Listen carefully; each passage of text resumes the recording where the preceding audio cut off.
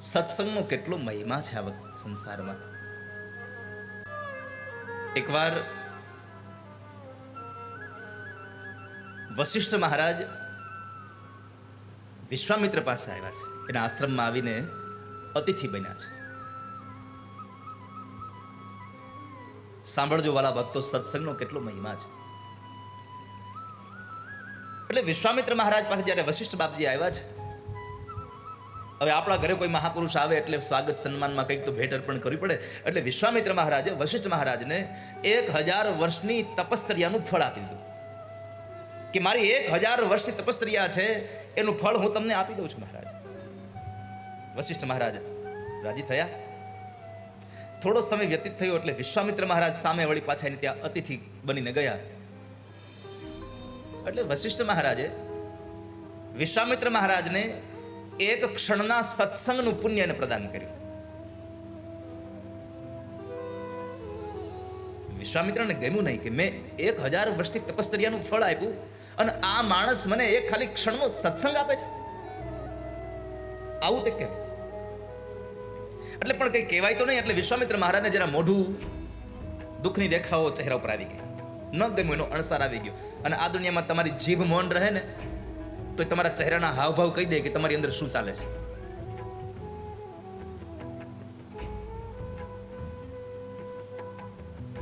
તમારી અંદરનો ચહેરાની અંદર તમારી અંદરનો રહેલો ભાવ તમારા ચહેરા ઉપર આવે છે.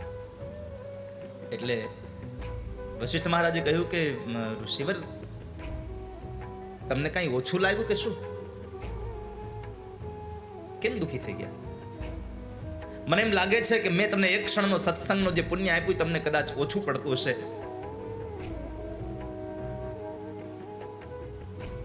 તમારા 1000 વર્ષની તપશ્ચર્યાના પુણ્યના ફળ પ્રમાણે તમને કદાચ ઓછું લાગતું હશે, પણ આનો મહિમા બહુ છે. હાલો આપણે બ્રહ્માજી પાસે જઈએ, બ્રહ્માને પૂછી લઈએ.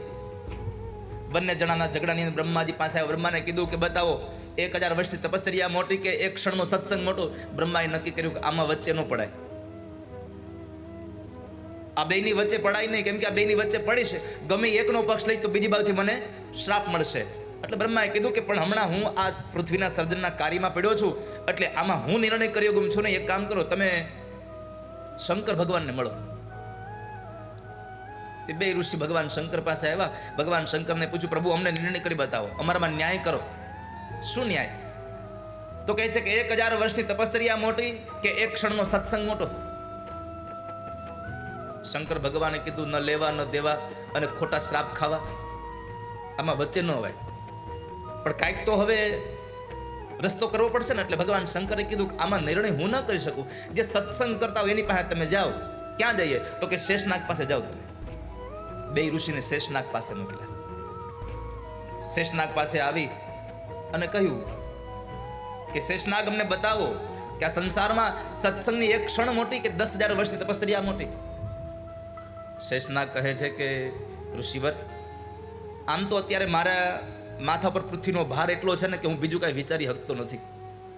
તમારા બેયની વચ્ચે જો મારે આ નિર્ણય કરવો હોય તો મારે થોડીક વાર આ પૃથ્વીને હળવી કરવી પડે, મારી માથેથી મૂકી દેવી પડે. તમે બેમાંથી એક જણા એ પૃથ્વીને ઘડીક ઉપાડી રાખો એટલે હું વિચારી લઉં, જરા હળવો થઈ જાઉં. વિશ્વામિત્ર ઋષિએ કહ્યું, એક કામ કરો, મારી 1000 વર્ષની તપશ્ચર્યાનું ફળ મૂકી દો. હમણાં 1000 વર્ષની તપશ્ચર્યાનું પુણ્ય મૂક્યું, પૃથ્વી તલભારે હલી નહીં. અને પછી વશિષ્ઠ મહારાજે કીધું, બાપજી એક કામ કરો ને, અમારી એક ક્ષણનું તમે સત્સંગનું પુણ્ય મૂકો. એક ત્રાજવાની અંદર એક ક્ષણના એક સત્સંગનો ભાર મૂક્યો અને પૃથ્વી શેષનાગના મસ્તક ઉપરથી એક વેત અધર જઈને ઊભી રહી. પછી શેષનાગ એટલું જ બોલ્યા કે હવે મારે નિર્ણય કરવો પડશે કે તમે સમજી જાઓ.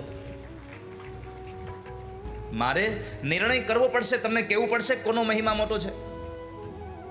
આ સંસારમાં 1000 વર્ષની તપશ્ચર્યા કરવા બેસી જાઓ, અનજળનો ત્યાગ કરીને, અને એનો મહિમા જેટલો છે એના કરતા વધારે એક ક્ષણના સત્સંગનો મહિમા છે. વાલા ભક્તો, તમે ભગવાનના સત્સંગમાં બેઠા છો.